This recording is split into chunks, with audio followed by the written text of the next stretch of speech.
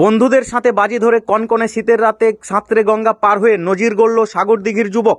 জানা যায় মুর্শিদাবাদ জেলার সাগরদিঘি ব্লকের কাবিলপুর অঞ্চলের তেঘরি কয়ালপাড়ার বাসিন্দা আনিকুল শেখ নামে ওই যুবকের সঙ্গে তার 3 বন্ধুর বাজি হয়।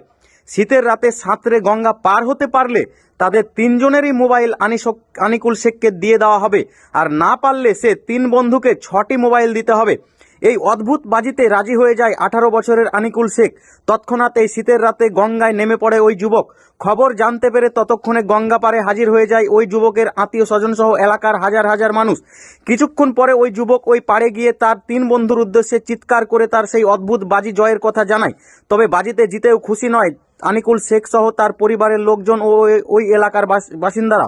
তাদের প্রত্যেকের বক্তব্য, এই শীতের রাতে জীবনের ঝুঁকি নিয়ে গঙ্গা সাঁতরে পার হওয়ার মতো বোকামি আর কেউ যেন না করে। তার মায়ের বক্তব্য, আমার ছেলে ফিরে এসেছে এটাই অনেক।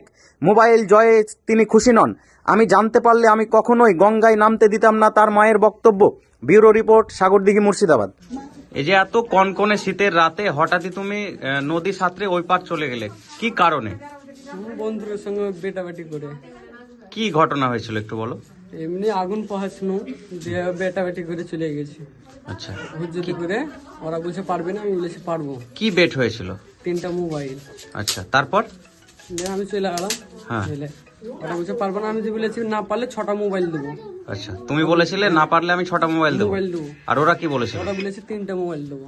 আচ্ছা আচ্ছা, ওখানে গিয়ে তারপরে কি করলে? উপরে যে আমি চিল্লালাম যে আমি উপর চলে এসেছি। হ্যাঁ, ওরা বললে ঠিক আছে নৌকাতে চলে। হ্যাঁ, আমি নৌকাতে এলাম। আচ্ছা, অত রাতে তুমি চলে যাচ্ছ অত দূর, তোমাকে কি ভয় লাগেনি? ভয় লাগবে কেন? বেটাবেটিতে ভয় লাগা কি আছে? আচ্ছা, ঠিক আছে। তারপর কি মোবাইল পেয়েছো? 2টো পেয়েছি, একটা পাইনি। আচ্ছা, তোমার নাম কি? আনিকুল। আনিকুল। আনিকুল আচ্ছা শেখ। আচ্ছা, তোমার বাড়ি কোথায়? তেঘরি কয়ালপাড়া অঞ্চল? কাবিলপুর। আচ্ছা, ঠিক আছে। তো কেমন লাগছে এই যে মোবাইল তুমি জিতেছো? কেমন লাগবে? ভালো লাগছে। আচ্ছা, আর বিশেষ করে যারা এরকম বেটাবেটি করে গঙ্গা পার হওয়ার চিন্তা ভাবনা করছে তাদের উদ্দেশ্যে কি বলবে? আর ভুল করে কাজ করিও না। আচ্ছা, তোমার মনে হচ্ছে তুমি ভুল করেছো? ভুল করেছি অনেক বলো। আচ্ছা, ঠিক আছে। এই যে আপনার ছেলে গঙ্গা পার হয়ে নদীর ওই পারে চলে গেল, একজন মা হিসাবে ছেলের এই কাজটা কতটুকু সমর্থন করছেন? কতটুকু সমর্থন? আমার কি ভালো হয়েছে না খারাপ হয়েছে? আমার মনে কি খুব ভালো হয়েছে? আমার তো জীবন চলে গেছে, আমি জানলে নামতেই দিতাম না। আমি জানি না, আচ্ছা, নামার পর আমি জেনেছি। লাখ টাকা দিলেও আমি নামতে দিতাম না। আচ্ছা, কি নাম আপনার? আমার দুঃখিত। কি নাম আপনার? আমার নাম সুন্দরী বিবি। আচ্ছা, কি বার্তা দেবেন যে যারা বিশেষ করে এরকম বেটাবেটি করে তাদেরকে কি বলবেন? এসব জিনিস কেউ না করে তারা যাতে ভালো হয় সেটা করবেন, আমাদের কিছু করার নাই। কি